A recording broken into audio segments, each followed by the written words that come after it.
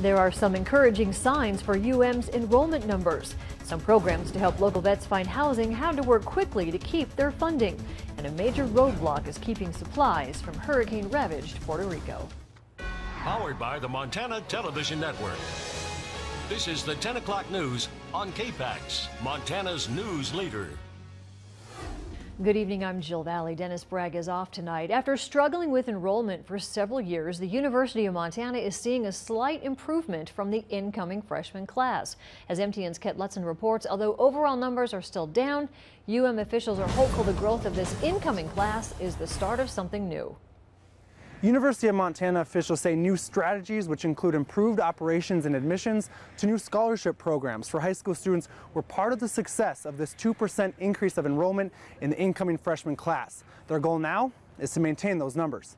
One of the important critical first steps is to stabilize our incoming freshman class. And of course, those students are going to be with us. We will hope to retain them and persist to graduation. So they will be with us for 4 or 5 years, depending on how they progress. So again, it's a critical first step in being able to ultimately grow the enrollment is to stabilize that freshman class. Although the freshman class grew, enrollment numbers are still down 4.5%. However, the overall headcount of total students exceeds the projected number of students in which UM prepared the year's budget. This, along with the state's budget challenge, leaves the Montana University system in the unknown about their own financial future. A lot of work to be done on how these enrollment figures are going to translate to the university's budget. UM officials say they're optimistic about the growth of this incoming freshman class and hope the new University of Montana president will help boost enrollment in the years to come. A president coming in, I hope to partner with to really enhance our recruiting program. We've been limited in funding to a certain degree over the past several years. That lifted a little bit this year, and I'm waiting for a new president to take the next step and move it up even further. And then have the president help us recruit. I like to see presidents on the road talking to students and families. It's a very powerful thing to do. Reporting in Missoula, Kent Lutzen, MTN News. The census also shows Missoula College has 317 fewer students, a drop of about 15%, but that's being blamed on a large drop in dual enrollment by high school students. Wildlife officials are confirming it was a female adult grizzly bear that attacked a hunter in the Spotted Bear Wilderness in the Flathead Valley over the weekend. Montana FWP says on Sunday morning, a father and his adult son were hunting black bears on the east side of Hungry Horse Reservoir. They were pursuing a black bear, and that's when they encountered the grizzly bear. That bear grabbed the son's arm, and while the bear had a hold of that arm, the father shot the bear 2 times in an attempt to free his son from the grips of that animal. The man sustained minor injuries. The FWP Human Attack Response Team, with the help of 2 Bear Air, located the grizzly, who was dead. It was in the area near the attack site. Neither of the men were carrying bear spray, so FWP is reminding folks to make sure you carry it. Whitefish High School is rescheduling its homecoming activities after those cyber threats prompted the closure of Flathead Valley schools a few weeks ago. The Whitefish Bulldogs will celebrate on October 5th and 6th with a game against Polson on Friday, a homecoming parade before the game at 4:30 in downtown Whitefish. For more information, you can look at our webpage or call the school. Speaking of that cyber threat, U.S. Senator Steve Daines spoke today with the FBI about the increase of cyber threats in Montana in the wake of the threat that shut down those 30 Flathead area schools for 3 days. Senator Daines spoke with FBI Director Chris Wray about how we can be more proactive in preventing these attacks. And in the event they do happen, how can those who do it be brought to justice? Director Wray couldn't comment specifically on the Flathead incident, but did say the Bureau is aware of these increased cyber threats and investigators will continue to be diligent when investigating those crimes. I could not agree more that this concept of ransomware, cyber terrorism, the various variants of it that are hitting, and I think the example in your state illustrates that it's everywhere now. No longer just ransomware to, a big Fortune 500 company. It's hospitals, it's schools in your case. It is a very serious threat and it's growing. Director Wray also says they believe that some of the organizations that are threatening schools are also targeting victims in other countries as well. Well, somebody vandalized an iconic statue in the Flathead over the weekend. It's the horse statue at Hungry Horse. It's been there for 6 generations. Somebody snapped off its ears. It was created back in 1955. It's been an iconic symbol of the town ever since. Hungry Horse native Craig Schaefer, whose family donated the statue, says the community will come together and repair it. It should be fixed in a week or two, but they'd still like to know who broke off this thing's ears. You can call this number, 753-TIPS. if you have any information. Well, turning now to weather, a gorgeous fall day across western Montana, but just in time for the weekend, some pretty big changes. Here's Erin Yost joining us now with more. Erin.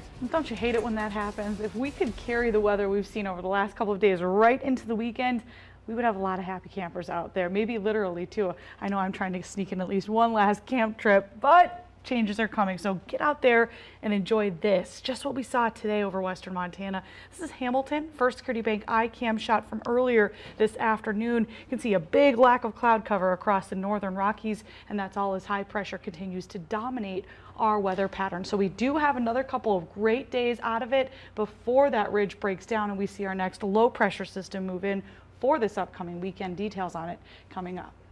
All right, Erin, thank you. Some new models for homeless veterans housing and care are being implemented in Missoula County. The U.S. Department of Veterans Affairs required organizations that support housing homeless veterans to reapply for funding earlier this year. It came as a surprise for two Missoula organizations because the deadline was so short. MTN's Augusta McDonald has more on some of the new changes and the continuing programs. Missoula has two programs that provide housing and services for homeless veterans. After they received notice early this year that their current grants could expire, they jumped to the task of securing funding. All of the per diem grants around the country end at 9/30/2017. And if you were not renewed, if you were one of the programs that did not get renewed, they would give you until December to figure out a way to either continue your program or phase it out. So it was a very short timeline.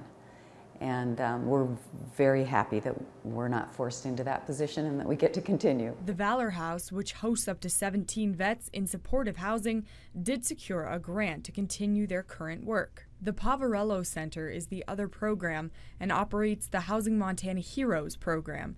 It has the capacity for 20 veterans. The POV's director says they saw an opportunity to improve their services by applying for grants to support two different new models of care. Divides our beds up essentially into a couple of different smaller programs, so we're able to offer more tailored services to the veterans that we're serving here in Missoula.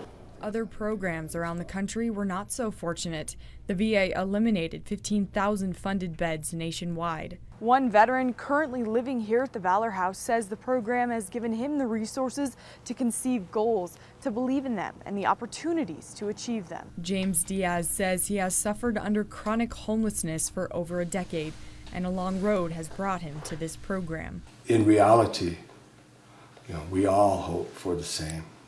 We all hope for success, and we all hope to be able to gain in completing our goals satisfaction and be able to find happiness in that success.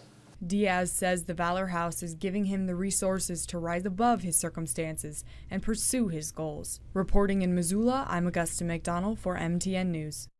So these beds for veterans are secured for at least another year. Both programs work to support veterans, increasing their income and eventually moving on to a permanent housing situation.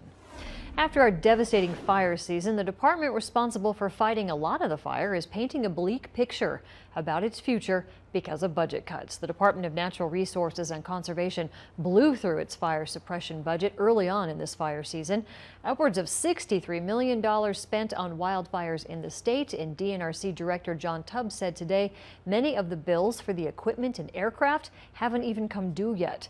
The DNRC, like many state agencies, will need to cut 10% of its budget to meet a request by Governor Steve Bullock to make up for state revenue shortfalls. The Water Resources Division will be hardest hit if the cuts are approved. Stream gauges shared with the U.S. Geological Survey will have to be decommissioned. That will affect agencies like the National Weather Service that could have a tougher time predicting flooding. The DNRC also may not fill some vacant positions to save money. We're an agency that has had this question asked to us many, many times. We don't have a lot of, I don't know that we ever considered we had a lot of extra fat to just cut off. We're down to bone. So you will see direct impacts. We are trying to preserve as much as we can.